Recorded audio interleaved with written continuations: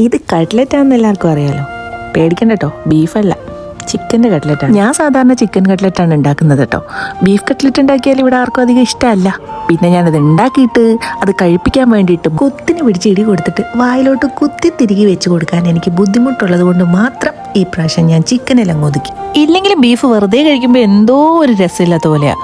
വല്ല പൊറോട്ടയോ പഴംപൊരിയോ അങ്ങനെ എന്തെങ്കിലുമൊക്കെ അതിൻ്റെ കൂടെ ഉണ്ടെങ്കിൽ നല്ല ടേസ്റ്റ് ആയിരിക്കും. അല്ല, ഞാൻ വിഷയത്തിൽ നിന്ന് തെന്നി മാറിയോ എന്നൊരു സംശയം. എന്തൊക്കെയായാലും എൻ്റെ നാടിനെ കുറിച്ച് ഓർക്കുമ്പോൾ എനിക്ക് ഭയങ്കര അഭിമാനം തോന്നാറുണ്ട്. നമ്മൾ ഈ നൊയമ്പ് കാലം ആകുമ്പോഴത്തേനും കുറേ സ്നാക്സും കാര്യങ്ങളൊക്കെ ഉണ്ടാക്കത്തില്ലേ. അപ്പോൾ നമ്മളുടെ അയൽവക്കത്തുള്ള നമ്മളെ ഫ്രണ്ട്സിന് ഒക്കെ ആയിട്ട് നമ്മളിതിങ്ങനെ കൊണ്ടുപോയി കൊടുത്ത് ഒരുമിച്ചിരുന്ന് നമ്മളെല്ലാവരും കൂടി കഴിച്ച് അങ്ങനത്തെ ഒരു സിസ്റ്റമൊക്കെ നമ്മുടെ നാട്ടിലുണ്ട്. നമ്മുടെ നാട്ടിൽ, അതായത് കേരളത്തിൽ മാത്രമേ ഉള്ളതെന്നാണ് എനിക്ക് തോന്നുന്നത്. മറ്റ് സ്ഥലങ്ങളിലുണ്ടോ എന്ന് എനിക്കറിയത്തില്ല. എൻ്റെ വീടിരിക്കുന്ന സ്ഥലത്തെന്ന് പറഞ്ഞാൽ ചുറ്റിനും താമസിക്കുന്നത് നമ്മൾ മിക്സ് ആയിട്ടുള്ള പല ആൾക്കാരാണ്. അതായത് ഹിന്ദുസ് ഉണ്ട്, മുസ്ലിംസ് ഉണ്ട്, ക്രിസ്ത്യൻസ് ഉണ്ട്, അങ്ങനെ എല്ലാവരും കൂടി മിക്സ് ആയിട്ടാണ് നമ്മുടെ ആ ഒരു സ്ഥലത്തുള്ളത്.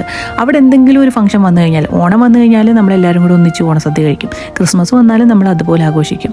ഈവൻ പെരുന്നാളോ അങ്ങനത്തെ നൊയമ്പ് കാര്യങ്ങളൊക്കെ വരുമ്പോൾ സ്നാക്സ് ഒക്കെ ഉണ്ടാക്കുന്നത് നമ്മൾ അങ്ങോട്ട് ഷെയർ ചെയ്യും. പെരുന്നാളാകുമ്പോൾ അവർ നമ്മുടെ വീട്ടിൽ വന്ന് ഫുഡ് കഴിക്കും.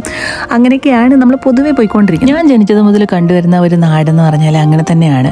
എല്ലാ കാര്യത്തിലും പരസ്പരം സപ്പോർട്ട് ചെയ്യുന്ന, ഹെൽപ്പ് ചെയ്യുന്ന കുറേ നല്ല മനുഷ്യന്മാരുള്ള നല്ലൊരു നാടാണ് എൻ്റെ കേരളം എന്നാണ് എനിക്ക് എപ്പോഴും തോന്നിയിട്ടുള്ളത്. അല്ലാതെ തോന്നുന്ന ഒരു വിധമായ ബുദ്ധിമുട്ടുകളും എനിക്ക് ഇന്നേ വരെ ഉണ്ടായിട്ടില്ല. ഇതൊന്നും മറ്റാൾക്കാരുടെ മുമ്പിൽ നമ്മൾ പറഞ്ഞു കൊടുക്കേണ്ട ആവശ്യമൊന്നുമില്ല. എല്ലാ ലോകരാജ്യങ്ങളും നോക്കി കണ്ടൊരു കാര്യം തന്നെയാണ്. നമുക്ക് പ്രളയം വന്ന സമയത്തായാലും നമ്മൾ കോവിഡ് വന്ന സമയത്തായാലും ഒക്കെ നമ്മുടെ ആൾക്കാർ ഒന്നിച്ച് നിന്നിട്ട് ഒറ്റക്കെട്ടായിട്ട് നിന്ന് പ്രവർത്തിച്ചതെല്ലാം നമ്മളെല്ലാവരും കണ്ടത് തന്നെയാണ്. അപ്പോൾ പിന്നെ നമ്മൾ കൂടുതൽ വിശദീകരിക്കേണ്ട ആവശ്യമൊന്നും വരുന്നില്ല.